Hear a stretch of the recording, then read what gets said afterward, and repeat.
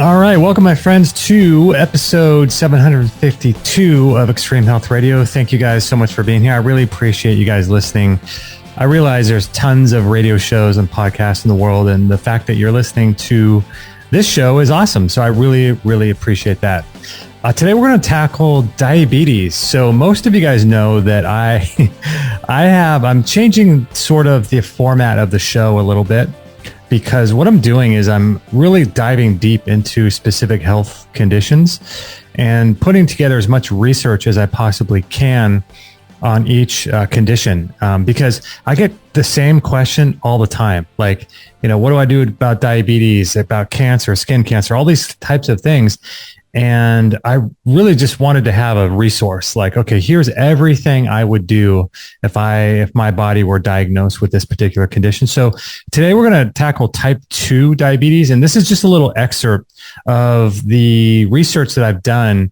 And the research on this took me probably 2 weeks to do. And I have everything on our Patreon website. So there'll be links to that on today's show page, which is extremehealthradio.com/752. So that's all you got to remember, 752. And diabetes is something that I get asked about a lot. And so in this episode, we're going to focus primarily on type 2.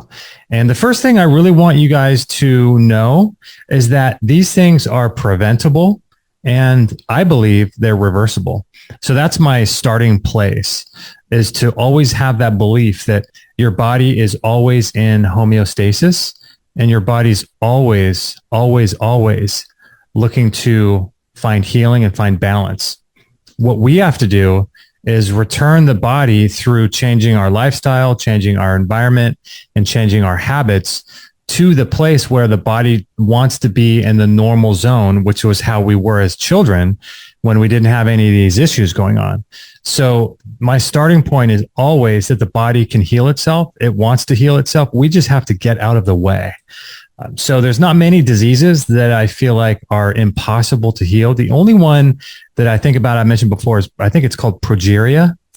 Where, it's that rapid aging disease. I haven't seen any evidence on being able to reverse that. So, but that's the only one. And I really do think you can heal anything you want if you're willing to put in the work and the effort and the research and to really dedicate yourself to true healing and transformation. Because ultimately, that's what God wants for us, right? That's the whole point of having a human body, is to be able to interact in the corporeal world where we can feel pain, right? And that's how we make changes. So diabetes, what's crazy about diabetes is that 35 million Americans have type 2, right? And I forgot how many more millions have pre-diabetes, and 462 million people around the world are currently diagnosed with just type 2. And it was sort of categorized as the 7th leading cause of death in the US in 2019. And that was based on 87,000 death certificates in which diabetes was listed as the primary cause of death, which is crazy, right? So, and a lot of people die as a result of the complications. And in 2019, diabetes was mentioned as the cause of death in a total of 282,000 death certificates. And that comes from the American Diabetes Association. So what's going on? Why are these people being diagnosed? If you look at the trends from 1879, which is when we invented the light bulb and the electrifications of our grid system was introduced, and people started living in electrified cages. And you start looking at the trends of diabetes and other chronic degenerative diseases from 1879 to now. Oh my gosh. So there's definitely, at the very least, a correlation, if not a causation, between that and all these health problems that we're currently dealing with. So as of March, in terms of the monetary impact, this is crazy, dude. March 2018, 327 billion with a B was the total cost of diabetes in the US. That was created, the report was in 2018, but that was for the year 2017. $327 billion. So 237 billion was just for the direct medical costs, and another 90 billion was in reduced productivity. So people are not working or whatever the case may be. I don't know what that actually means, but reduced productivity, $90 billion. I mean, this is insane.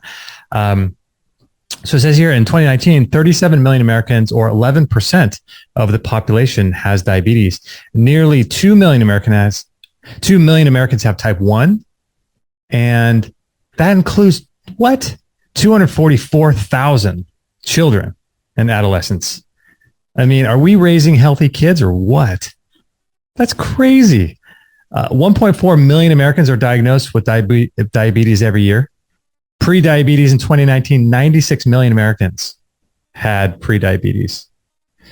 So what's weird is that it seems to affect races in different ways. So like 14% of them are Alaskan natives or American Indians. 12% are non-Hispanic blacks. 12% are Hispanics. 9% are Asians. And 7% are non-Hispanic whites. So for some reason, it's affecting other, races in different ways. So that's crazy, right? I mean, $327 billion. That is absolutely crazy. So what actually is diabetes? Do you have pre-diabetes? What's going on with diabetes? What is it? Well, diabetes, I mean, it's a complex metabolic syndrome issue, but your body either doesn't make enough insulin, your pancreas, the beta cells there, or it's not using it well because of insulin resistance and the cells not uptaking the insulin to be able to send back the messages back to the pancreas to stop creating the insulin in order to lower the sugar levels in the blood. And we know that insulin is the main hormone that controls the blood sugar, right? So, and it'll do that in a bunch of different ways. Like it might store it in the glycogen, or it might store it in the liver or the muscles or in the pancreas or the liver. I think I mentioned that, but it's also, it's the beta cells of the pancreas primarily that creates the insulin, the hormone insulin. So in case you didn't know that, I'm sure you did. So the issue is you either have a damaged pancreas or what they call insulin resistance that blocks the insulin from coming in. And so there's a lot of debate about what your fasting blood sugar levels could be. And you have the Ray Peat community vehemently at odds with the ketogenic community and these people that are only eating fat and they're fasting, eating one meal a day and all this kind of stuff. But the general consensus is that a normal fasting blood sugar is about 80. And they will say that like pre-diabetes would be like around 100 to 125.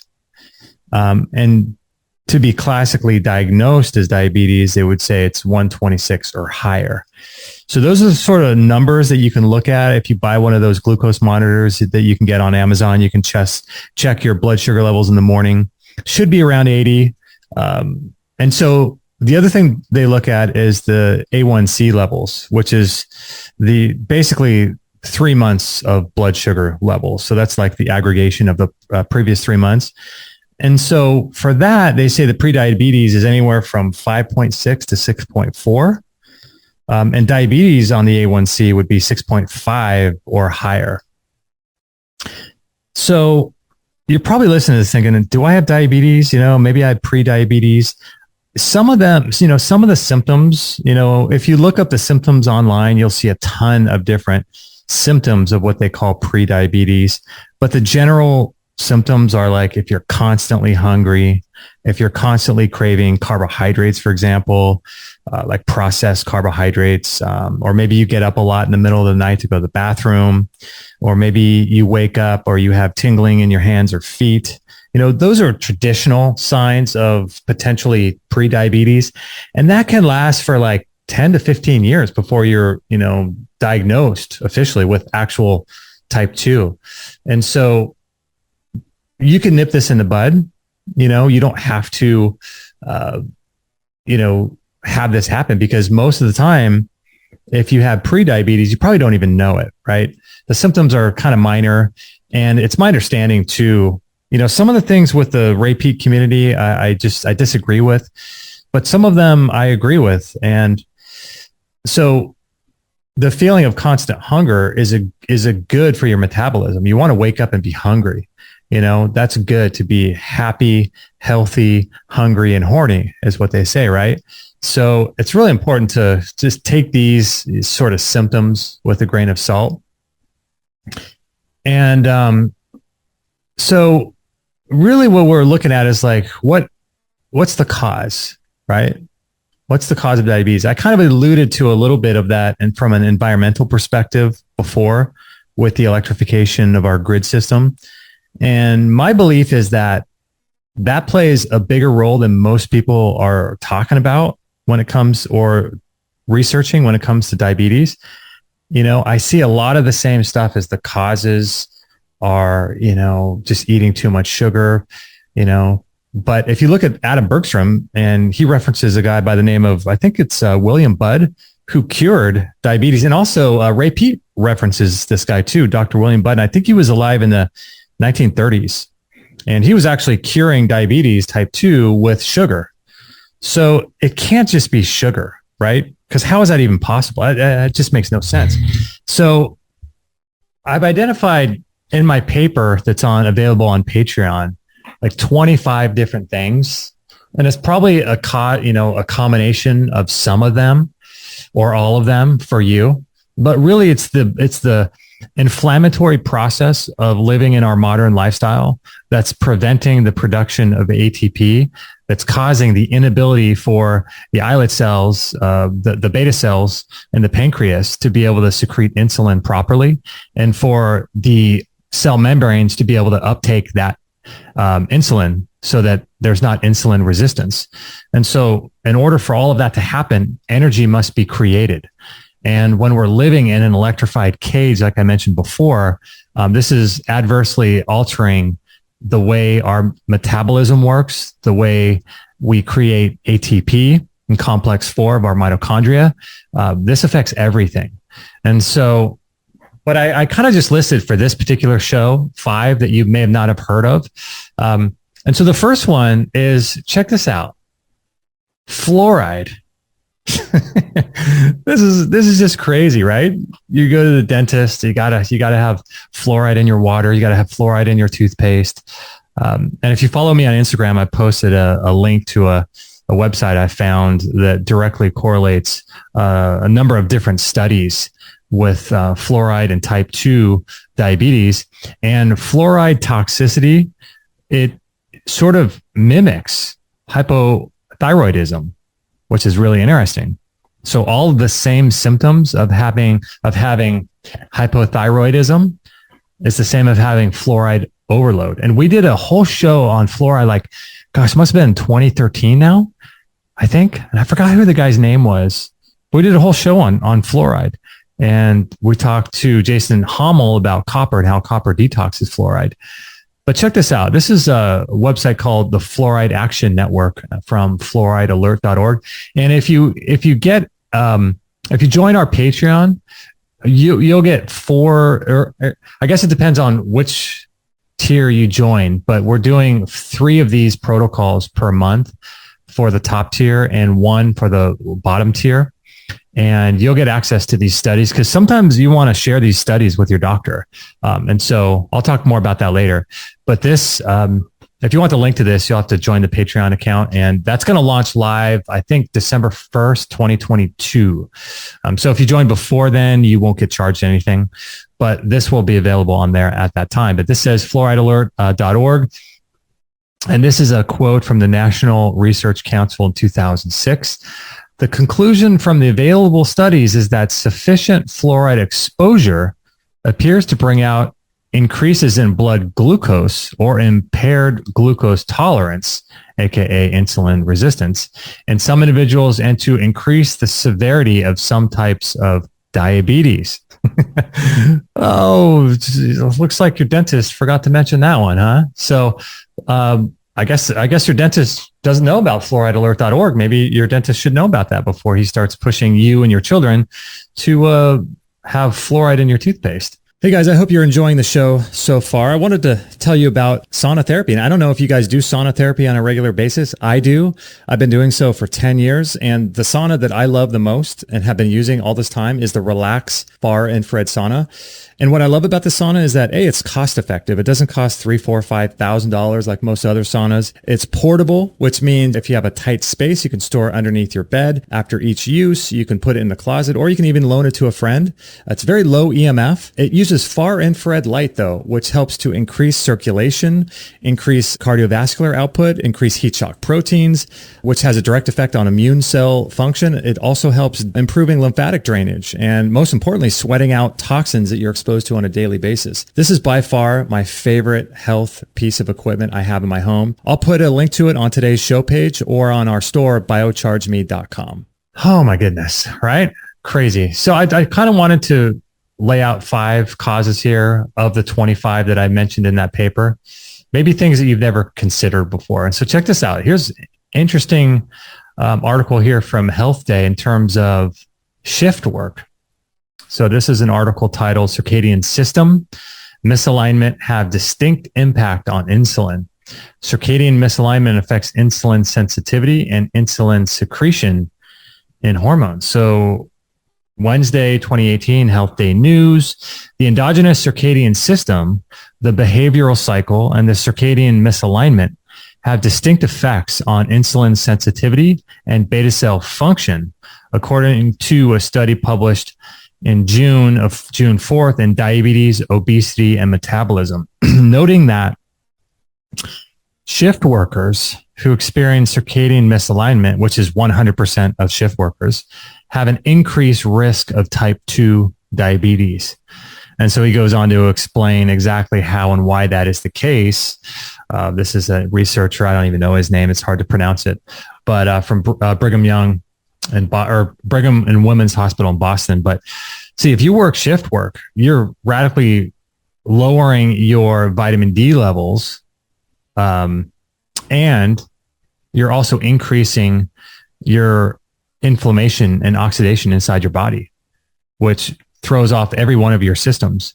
And so if you're working shift work, you really have to make sure that you get out of that as quickly as you can, and in the quickest way possible, because that is definitely not good. And so this presupposes that the inverse is true as well, because typically in shift work, you're exposed to non-native EMF, you're indoors, right? You're under blue light, which is damaging you, causing oxidation and stress, reactive oxygen species, and electron loss. And so when you're exposed to light at the wrong time of day, you're throwing up all these systems inside the body. And you're also sleeping during the day when you should be getting the beneficial aspects of vitamin D from the sun. So, and here we go. Here's an interesting article here from PubMed.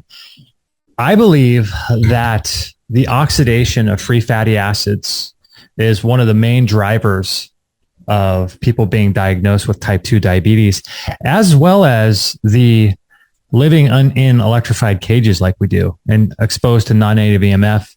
That is Wi-Fi. That's the frequencies from smart meters. That is the dirty electricity in our walls. That's our routers, our phones, the blue light being emitted from those phones. I think that's a huge factor in this. But also when you expose a body that's being, or when you have a body that's being exposed to all of those unnatural frequencies from living an indoor life, and that same body is consuming massive amounts of polyunsaturated fatty acids, long chain fatty acids that are oxidizing and breaking their carbon bonds and their hydrogen bonds, this is a real problem. And it says here, increased serum linolenic acid levels are associated with obesity, body fat accumulation, insulin resistance, and type 2 diabetes. And it says here, a high serum linoleic acid levels are associated with obesity, body fat accumulation, a high ALT level, insulin resistance in patients with type 2 diabetes. The measurement of the serum PUFA levels may be useful for evaluating metabolic abnormalities and estimating the dietary habits of patients. So what's going on is that these unsaturated fatty acids are oxidizing inside your tissues and preventing the pancreas from secreting insulin properly and causing those cells to oxidize and die. Here's another one from ScienceDaily.com. America's most widely consumed oil causes genetic changes in the brain. I'm sure you guys don't eat this. I don't eat it, but most people do. Soybean oil is linked to metabolic and neurological changes in mice. This is from January 17th, 2020. And the summary says new research shows that soybean oil not only leads to obesity and diabetes, but could also affect neurological conditions like autism, Alzheimer's disease, anxiety, depression. And it says here, used for fast food frying, added to packaged foods, and fed to livestock, soybean oil is by far the most widely produced and consumed edible oil in the U.S., according to the U.S. Department of Agriculture. In all likelihood, it's not very healthy for humans. Shocker. It certainly is not good for mice. The new study published this month in the journal Endocrinology compared mice fed 3 different types of high fat soybean oil modified to be low in linoleic acid, and coconut oil. It says here the same UCR research team found in 2015 that soybean oil induced obesity, diabetes, insulin resistance, and fatty liver. So you can read the whole article if you want, but it's just crazy, right? And then what are they pushing on everyone? Fried foods, and all the crackers and cookies and all that stuff has these rancid oils in it. And here's one from Science Direct, another article under the Cell Press Cell Metabolism section called Fatty Acid Metabolites Combined with Reduced Beta Oxidation to Activate the Th17 Inflammation in Human Type 2 Diabetes. And so the summary is, it says, instead, the beta oxidation blockade or the CACT knockdown in T cells from lean subjects to mimic characteristics of type 2 diabetes causes cells to utilize C-fatty acid L-acylcarnitine to support Th17 cytokines. This data shows long-term or long-chain acylcarnitine combines with compromised beta oxidation to promote the disease predictive inflammation in human type 2 diabetes. So maybe just avoid all the polyunsaturated fatty acids and you might have some success. So that's something I would do. If I were diagnosed with it, I would definitely consume some vitamin E to offset or to mitigate the damage caused by excess polyunsaturated fatty acid consumption my whole life. So vitamin E is the antidote for that. And so some other, causes, or another cause I wanted to tell you about. Let's see, where was I here? Sorry, going through all my studies here. Oh, that's a good one. Okay, so going back to the causes. So we have shift work, or we have fluoride. Thank you, our dentists growing up. Shift work, polyunsaturated fatty acids. And here's one that you may not think about: heavy metals, the accumulation of heavy metals. So here's an article from PubMed entitled, this is from November 2009, Heavy Metals, Islet Function, and Diabetes Development. It says here, some toxic metals have also been shown to be elevated in biological samples of diabetes mellitus patients. In the present work, we review the important roles of heavy metals and islet functions. The islet function is just a cluster of cells which include insulin, but it's a cluster of cells in the pancreas. So it says here, in the present work, we review the important roles of heavy metals in islet function and diabetes development, in which the in vitro or in vivo of human evidences are associated with exposure to arsenic, cadmium, mercury, and nickel. Through this work, we summarize the evidence which suggests that some heavy metals may play an important role in diabetes mellitus as environmental risk factors. So I love this. I love how they always say, we summarize the evidence which suggests that some heavy metals may play an important role. So let's just, call it like we see it. All right. Heavy metals, play a huge role in causing diabetes. Can we just say that? So, you want to look at the heavy metal exposure that you may have, and there's tests for that as well. And I've known people that have reduced their heavy metals by doing a heavy metal cleanse, for example, and that alone having really beneficial effects on their blood sugar and insulin levels. And so, it's worth looking into, because the exposures to heavy metals, I think we're exposed to, there's over 84,000 general chemicals in commerce right now. And I think there's been, 60,000 since the early 1960s introduced. And so, these things are really, really damaging our pancreas, our liver. And those are the organs you want to focus on. The gallbladder, the liver, the pancreas, those are the organs you really want to focus on making sure you optimize. And when those organs are working properly, then you're going to be able to eat a little bit of sugar. Like, we're supposed to be able to eat some sugar. I don't do well doing the lots of sugar on the, the Adam Bergstrom approach, or the the Ray Peat approach, where, they consume so much sugar. Right now I don't do well with that. But we're supposed to. Glucose is the primary fuel of the cell. Okay. So we can't just be cutting all sugar out of our diet. You have some people on certain sides saying you need to cut out all sugar and go carnivore and go keto. And then you have other vegetarians, like Andreas Moritz, saying that protein causes, the release of insulin 16 times more than having, sugar does. So that kind of leaves you with nothing left to eat, right? So the question I have is, why is our body so inflamed? And there's so much oxidation going on. Why is that? Well, maybe it's because we're exposed to non-native EMF. We're eating polyunsaturated fatty acids. We're loaded with chemicals and heavy metal. We're being exposed to blue light. We're around Wi-Fi and smart meters and all these things that are causing massive amounts of electron loss and oxidation in the cells, and preventing our ATP from creating energy, which is going to help us overcome and live a normal life. Right. So heavy metals is definitely something I would consider, maybe doing a cleanse, and looking more into doing something like that. But check this out. Here's something you probably never thought of, which is odd, right? Because, only drugs can cure people, right? Only doctors can cure people, and only trained medical practitioners can reverse disease. I remember, this is kind of off topic, but my mom was diagnosed with non-Hodgkin's lymphoma in, 1995. And she's had a series of cancers since then. And about maybe 10 years ago, she was diagnosed with, her body had some extra cells in her breast. And she wanted me to go to the oncologist with her. And the oncologist sits down with my mom and says, "This is how we're going to cure your cancer." And I just remember thinking to myself, what? These guys are so lucky they can just come out and say that, right?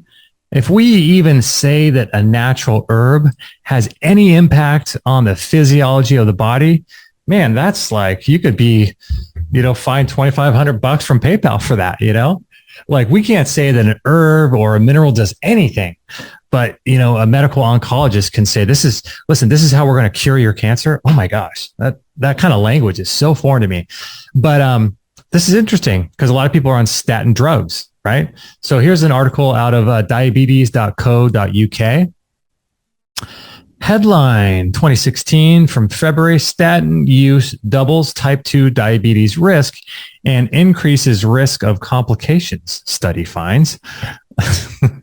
I love that you take a statin drug to lower your cholesterol, but then you get type 2 diabetes. Great job, doctors. Let's see. How was the study conducted? The study involved more than 25,000 patients. 3,982 patients were on statin treatment, and 21,000 were not. All of the study's participants were considered healthy adults. I love that. You're on statin drugs and you're considered healthy. But so goes the medical industrial complex. Back to the article. Over the 10 years, the participants who took statins had double the risk of type 2 diabetes, and the risk of being diagnosed with complications was 2.5 times more than the non-statin group. Quote, "The risk of diabetes with statin has been known." That's weird. has been known, it says here, but it must be known. The risk of diabetes with statins has been known, but until now, it was thought that this might be due to the fact that people who were prescribed statins had greater medical risk to begin with. Man, I love these people. There's an answer for everything. It kind of reminds you of the big C, little v thing going around right now, right? Gosh, there's just an answer for everything, isn't there? They can just, maybe these people weren't as healthy as we thought they were. Great job, Dr. Isaac, or whatever your name is. Here's one PubMed article here. This is really interesting. This is from NIH. Insufficient sun exposure has become a real public health problem. This is a really good article. You go through and it goes through the all-cause mortality, the breast cancers, internal cancers, lack of NO production, but then here, metabolic syndrome under 2.4, which is really interesting. It says here, Efazol, I don't know how you pronounce this guy's name, measured serum 25-OHD in 9,841 people, of whom 810 developed type 2 diabetes during the 29 years of follow-up. The investigators observed an association of low serum 25-OHD with a 35% increased risk of type 2 diabetes for the lowest relative to the highest. So, man, this is crazy. So this is insufficient sun exposure. This is exactly opposite of what they're telling you. This is from 2020, July 13th, 2020. Insufficient sun exposure has become a real health problem. And it goes into all of the aspects and ways in which sun is basically a heal-all. Crazy, right? And here's another one. Most people take metformin, right, for their diabetes. And it says here, study of vitamin B12 deficiency and peripheral neuropathy in metformin treated early type 2 diabetes mellitus. And the discussion here is even short-term treatment with metformin causes a decrease in serum folic acid and increase in HCY, which leads to peripheral neuropathy and type 2 diabetes. A multi-center study with heterogeneous population would have increased the power of the study, and we suggested prophylactic vitamin B12 and folic acid supplementation or periodical assay in the metformin user. Oh my gosh, drugs. This is crazy. Increased cancer-related mortality for patients with type 2 diabetes who use a certain type of drug. I don't know the name of it, and insulin. I mean, it just goes on and on here. Amelioration of metformin-induced hypothyroidism by 2 extracts. I don't know the type. I don't know how to read that, but it says here, the findings of the present study for the first time revealed that the evaluated plant extracts have a potential to ameliorate metformin-induced hypothyroidism. So people are taking metformin because they have diabetes and they're ending up with hypothyroidism. So it's really important to make sure that that we're not taking drugs, guys. Really interesting article right here from the NIH again, vitamin D deficiency and risk of cardiovascular diseases in narrative and review. So you may be thinking, vitamin D, like Justin's done a number of shows with Adam Bergstrom and Jim Stevenson talking about vitamin D. And just because I say vitamin D doesn't mean that vitamin D is not a thing, is not a good thing. It's just where you get it from. Right now, I'm still in the camp that vitamin D should only be received from the sun for a lot of different reasons. And so it is possible to be deficient in vitamin D. It depends where they're checking, though. You know, the testing for vitamin D, it's a whole rabbit trail. If you're interested in why I'm not a fan of vitamin D supplementation, then I would listen to the shows that we've done with Jim Stevenson and Adam Bergstrom. But I do want to say, and this is something I was mentioning before in our academy, that I always want to keep an open mind, always. Because I tell you what, if a pill of vitamin D would reverse a certain disease that my body had, you know, if I knew for a fact, I would take it. And so I always want to make sure I keep an open mind with this stuff and never be locked in. But right now, my current belief system is that vitamin D should only be gotten from the sun. And so this article says here, vitamin D deficiency has been linked to several health outcomes, including musculoskeletal weakness, which is rickets, bone fractures, osteocalcemia, osteopenia, osteoporosis, muscle weakness, and skeletal complications. And these include cardiovascular disease and risk, heart failure, impaired systolic and diastolic functions, myocardial infarctions, heart attacks, peripheral vascular disease, abnormal aortic aneurysm in older men, non-valvular hypertension. In addition, it was also associated with tuberculosis, rheumatoid arthritis, multiple sclerosis, inflammatory bowel diseases, cancer, schizophrenia, depression, cognitive deficits, obesity, non-alcoholic fatty liver disease, cystic fibrosis, burn injuries, type 1 and type 2, diabetes, insulin resistance, and metabolic syndrome. So vitamin D definitely does play a role. The question is, how do you get it? And are you able to make it via UVB exposure to the sun on your skin? Most people don't have the DHCR7 gene, so they can produce it. That's a gene allegedly that prevents you from making it. But I've heard Jim talk about that as well. So that's a whole rabbit trail. But just know that getting out in the sun, that should be your baseline. Lack of vitamin D.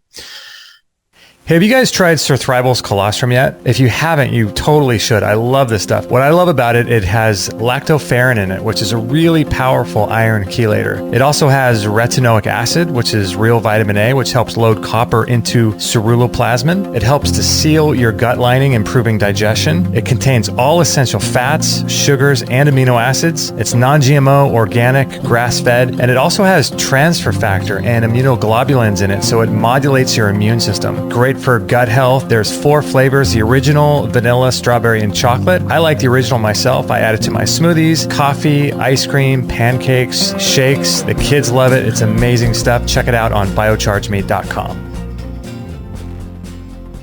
So fluoride, shift work, PUFAs, heavy metals, statins, and drugs. And so what can we do? So there's a series of things. I've got about 27 different substances that you can take, from minerals to herbs to things that you can use to turn this thing around, as well as some different treatments. And so, like I said before, you really want to focus on increasing your body's ability or your pancreas's ability to create insulin and allowing the cells to receive the insulin. And so that means focusing on liver health, focusing on pancreatic health and gallbladder health. And let me read to you from the paper that I have on this. It says here,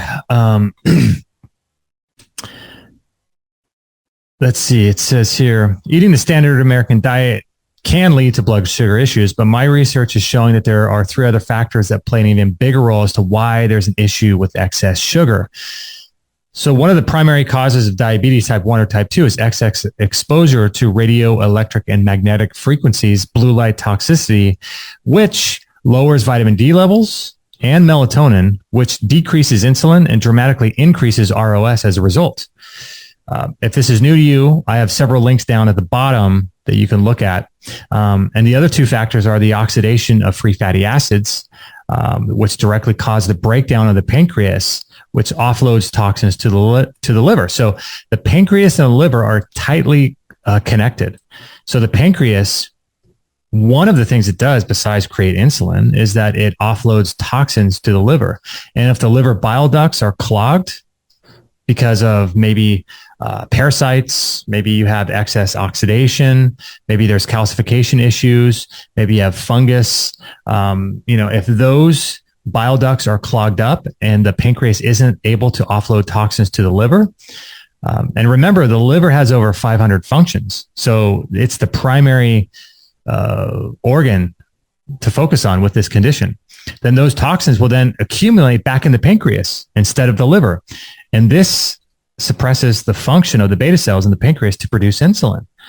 So liver, pancreas is really important, gallbladder as well. So having and making sure that your organs are functioning properly. So there's several things you can do for this, like castor oil packs. You could do a liver gallbladder flush. A lot of people do those. You can do coffee enemas. And these are things that you can do to support the function of those specific organs. And I list out a bunch of other treatments that you can do at home, and how to do them, and links to how to do them and what to buy and all that stuff. I list them all out in this paper that I did. So if you want to get access to it, just sign up to our Patreon and you'll get access to it eventually. So the other thing to consider too is the emotional and spiritual considerations. And there's several people that I refer to that you can work with on a deeper spiritual, emotional level, because it's my belief that, the body acts in a certain way because we're holding on to stored traumas and issues that we're dealing with internally.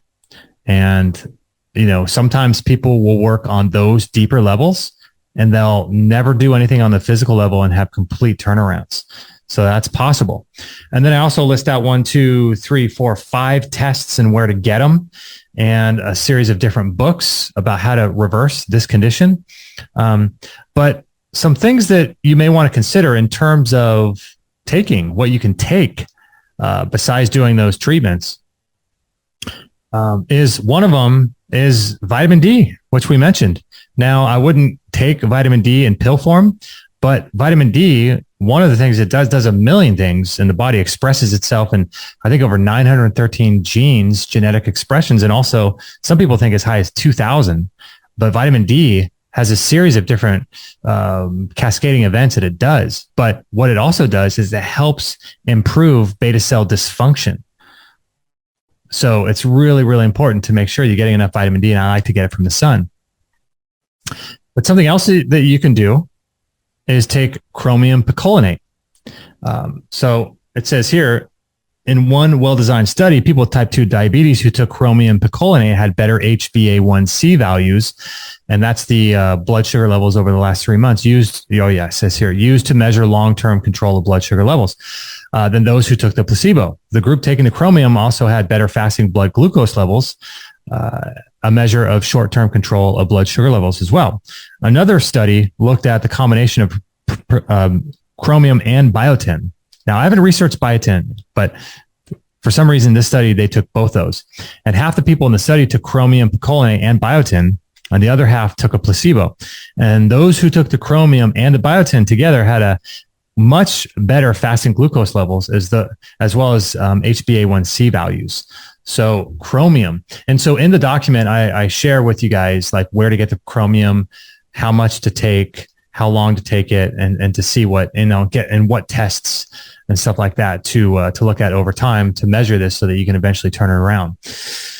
Okay. Vitamin E. Gosh, I mean, it was like when I researched vitamin E, it's like, where do I stop with vitamin E? My goodness. Like in terms of like what it does inside the body, it's incredible. But here's a study or a paper from the NIH, vitamin E, its beneficial role in diabetes mellitus and its complications.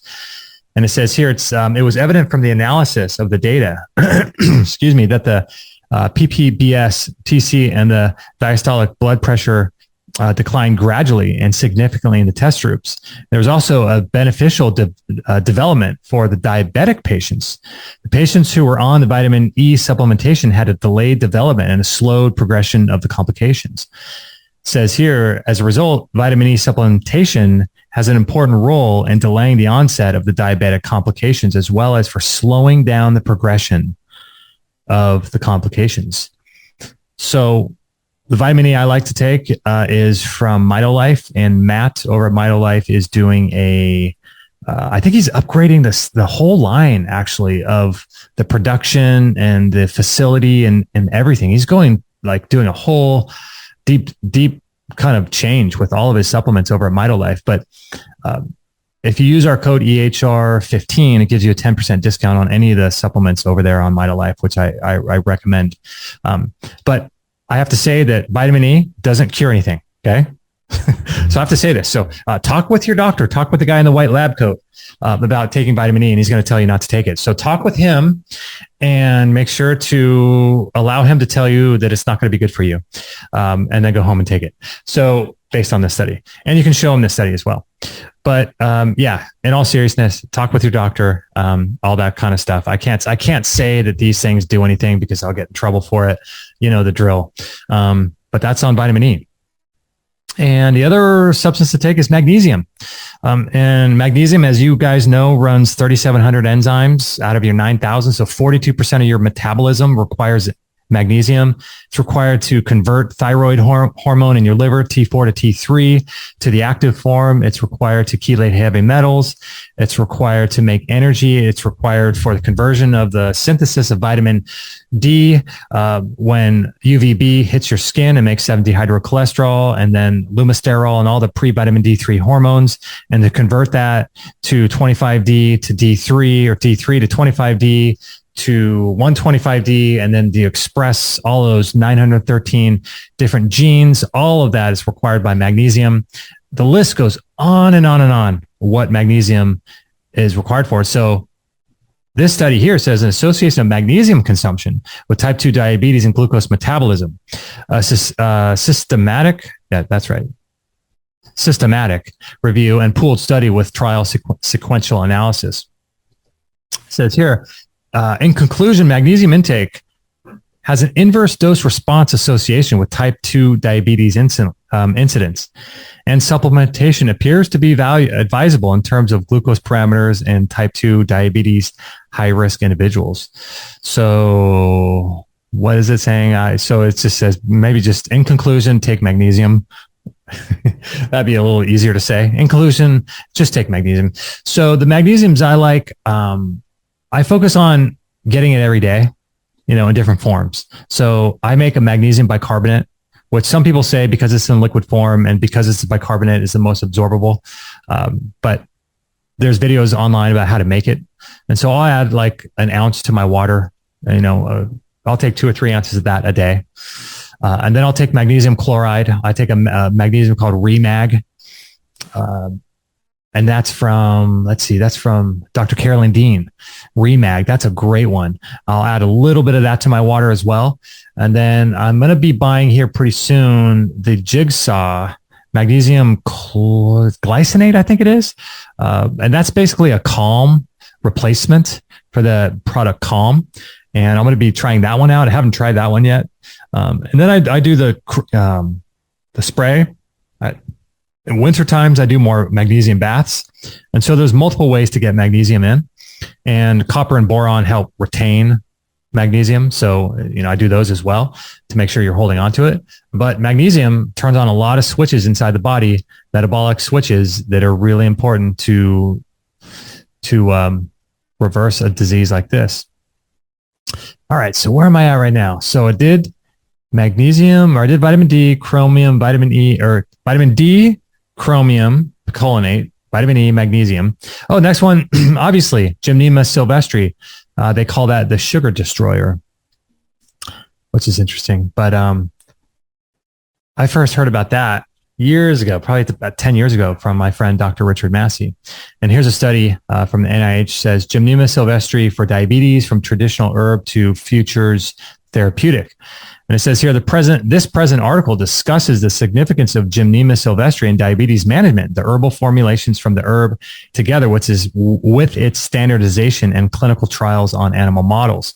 And it goes on to basically say that Gymnema is extremely important if you want to get on top of diabetes, specifically type 2.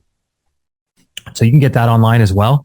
In the paper for diabetes, if you guys want access to this entire, I'm calling them guides now, not protocols. This guide will be on our Patreon site soon with links to where to get it and stuff. And I have to load up those guides with all this legal mumbo jumbo about how, always consult your doctor and blah, blah, blah, because, you can't say that the stuff does anything and then link to anything. So it's just crazy. Okay. So here's one from Prescription List, niacinamide. something you guys probably never thought about. But that's one of the forms. There's two forms of vitamin B3, and one is niacin, the other one is niacinamide. And it says here, where are we? There we are. Diabetes. Some research shows that taking niacinamide might help prevent the loss of insulin production in children. Might help prevent the loss of insulin production in children and adults at risk for type 1 diabetes. It might also prevent the loss of insulin production and reduce the dose of insulin needed by children recently diagnosed with type 1 diabetes. It says here, moving on, in people with type 2 diabetes, niacinamide seems to help protect insulin production and improve blood sugar control. So that's something else I'll get on. And that I would get on from MitoLife. My friend Matt over there has, in my opinion, the best one. And I like using his NAD Power, it's called, NAD Power. And I think our code EHR15 will get you a 10% discount. But just know, again, I have to say this with everything, just to be super careful. Niacinamide is not going to reverse diabetes. And talk with your doctor. This is not medical advice. I'm not saying anything about, I'm just saying, if my body was diagnosed with diabetes, I would take niacinamide. And so that's just what I would do. So the last one for this one is berberine. And this is a really, really important substance to take because there are studies showing that in terms of insulin resistance, the cells preventing the insulin from getting inside the cell. Because as an aside, when that happens, the cells also don't bring in the glucose either. So then you have the breakdown of the cells.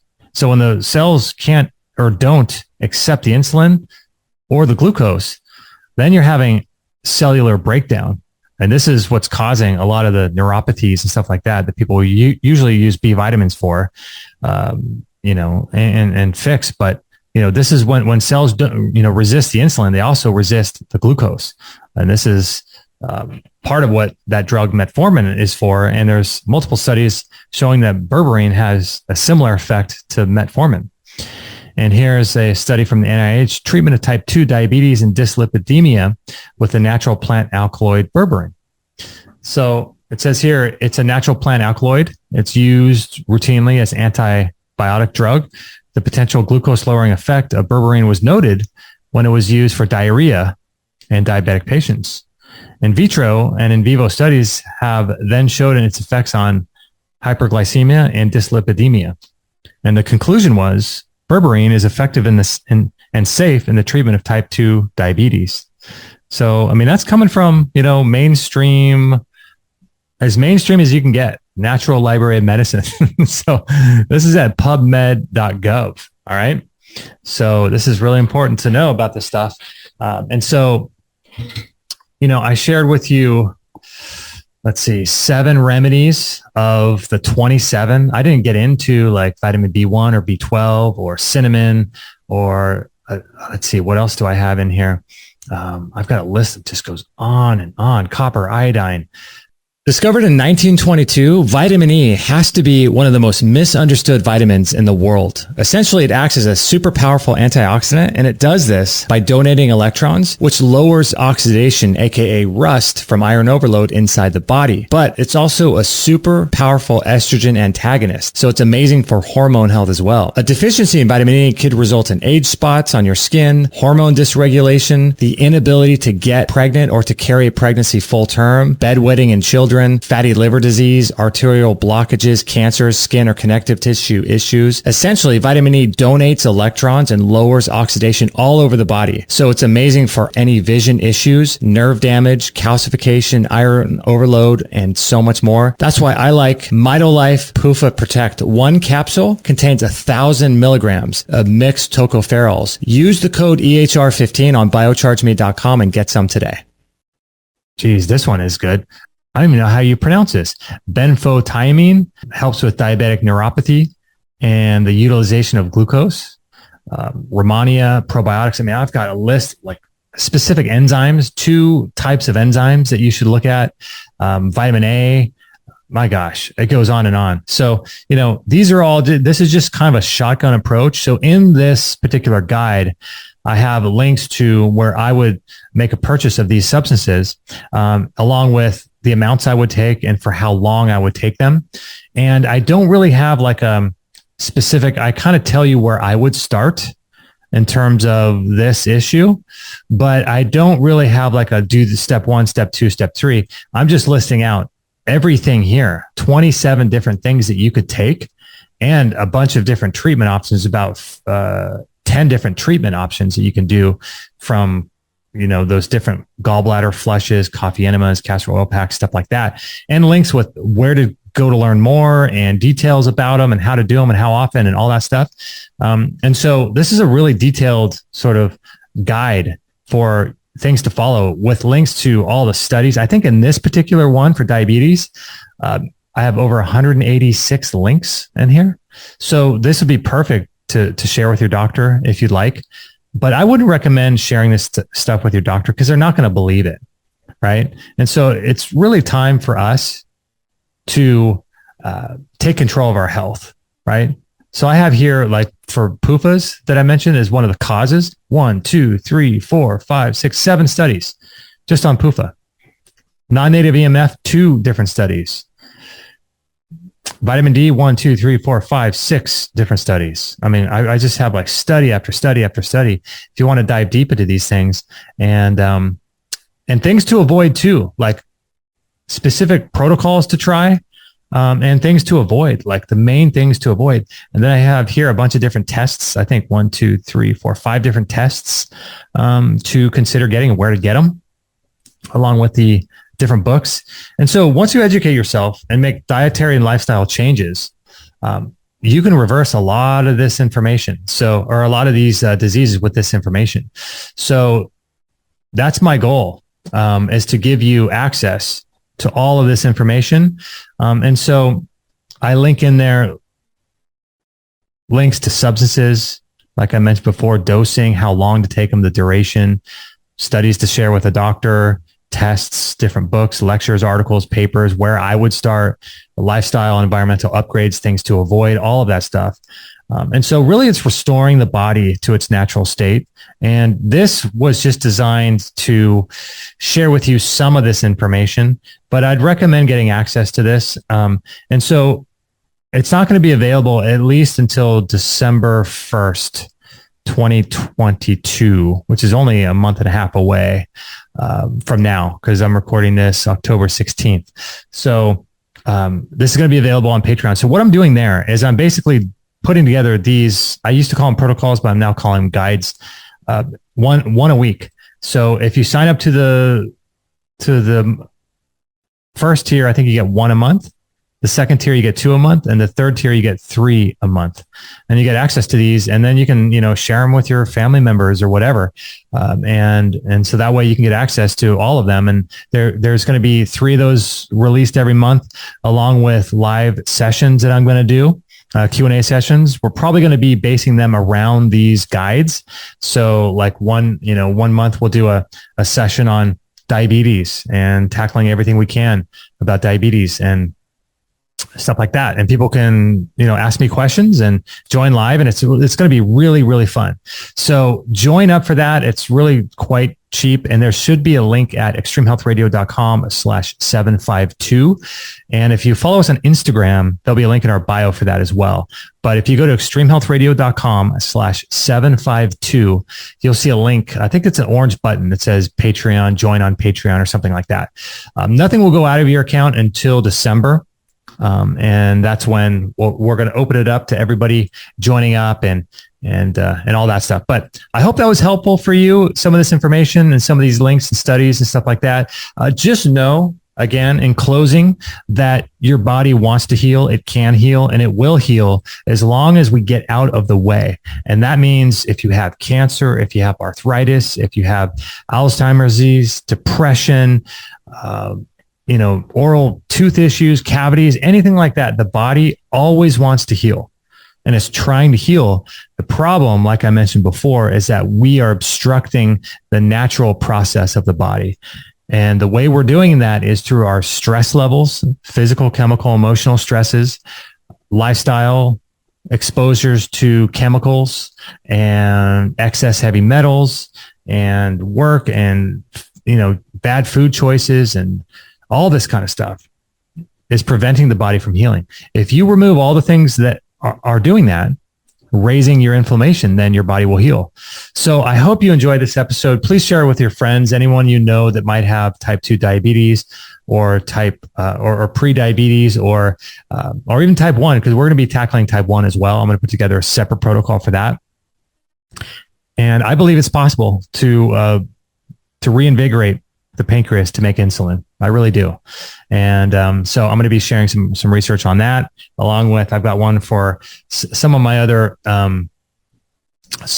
protocols here. If you guys are interested, let me find out, just so that you are up to snuff with everything we have going on. If you go to our page, we have one on vision, we have skin cancer, skin health in general, lipomas, cholesterol, high blood pressure, eczema, diabetes, and bone health. And so a lot of these things are just basically like, bone health encompasses osteopenia, osteoporosis, and these types of conditions. And so most of the time I'll be doing a general organ-based protocol or a guide, like vision.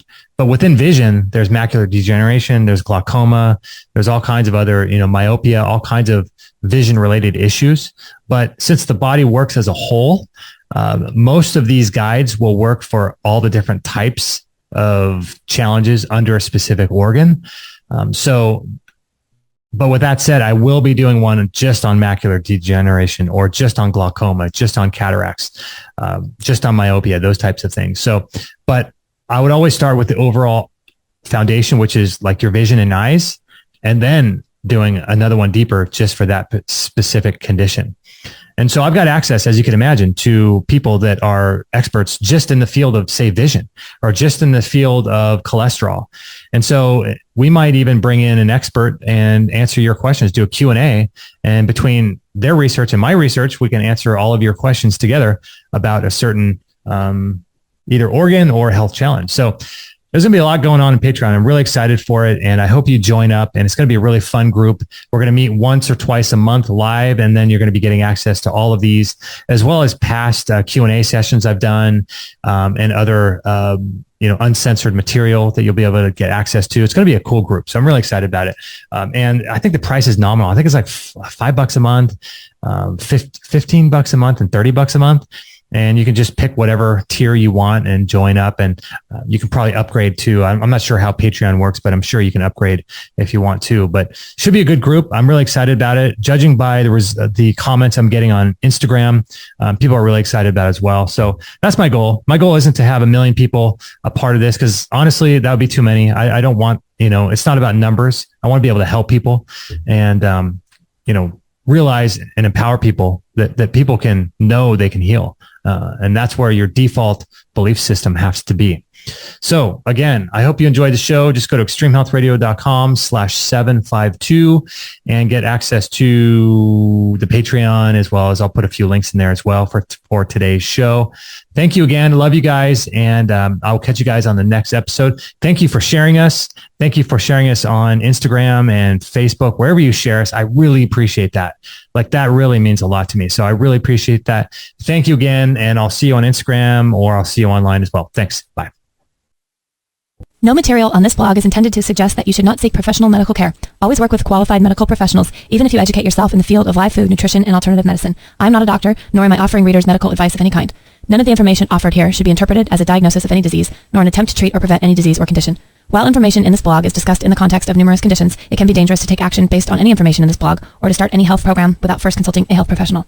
The content found here is for informational purposes only, and is in no way intended as medical advice, as a substitute for medical counseling, or as a treatment/cure for any disease or health condition, and nor should it be continued as such. Always work with a qualified healthcare professional before making any changes to your diet, prescription drug use, lifestyle, or exercise activities. This information is provided as is, and the reader/viewer assumes all risks from the use, non-use, or misuse of this information.